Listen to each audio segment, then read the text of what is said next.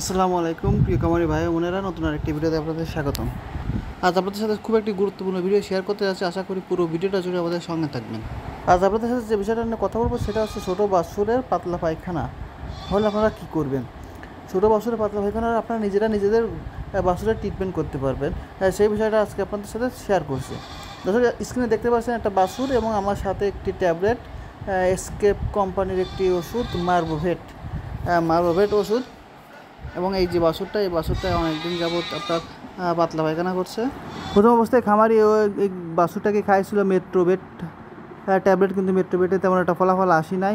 তার পরবর্তীতে আমাকে এই বিষয়টা জানানোর পর আমি বললাম যে এই মেট্রোবেটের এটা কার্যকর হবে না। সেক্ষেত্রে আমি সাজেস্ট করলাম মারভোভেট এবং এর সঙ্গে চলবে আছেন ওসেলাইন।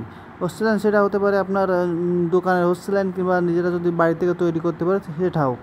মারভোভেট ট্যাবলেটটা দিনে 2 বার, আমি আবার বলছি মারভোভেট ট্যাবলেটটা দিনে 2 বার সকাল এবং সন্ধ্যায় খাওয়াতে হবে। আর ওসেলাইন দিনে 3 থেকে 4 বার, দিনে 3 থেকে 4 বার খাওয়াতে হবে। এবং ডোজটা 3 দিনের ডোজটা কমপ্লিট করবেন। অনেকে আছে যে একদিনে ওষুধ খাওয়ানোর পরে যে ভালো হয়ে যাওয়ার পর আর খাওয়াতে চায় না। এই জন্য বলি ওষুধটা অবশ্যই আপনারা 3 দিনের কোর্স কমপ্লিট করবেন।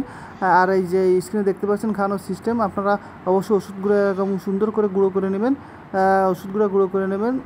গুঁড়ো করে নেওয়ার পরে পানির সাথে মিশিয়ে একবার খাইয়ে দেবেন। একটা বিষয় লক্ষ্য রাখবেন, সেটা হলো যে অতিরিক্ত পরিমাণ দুধ খাওয়া থেকে বিরত থাকবেন বাছুর অতিরিক্ত পরিমাণ দুধ খেলে আপনার এই ডাইজেস্টের সমস্যা হবে এবং পুনরায় আবার এই জিনিসটা হতে পারে। এই জন্য অতিরিক্ত পরিমাণ দুধ খাওয়া থেকে বাছুরকে বিরত রাখবেন।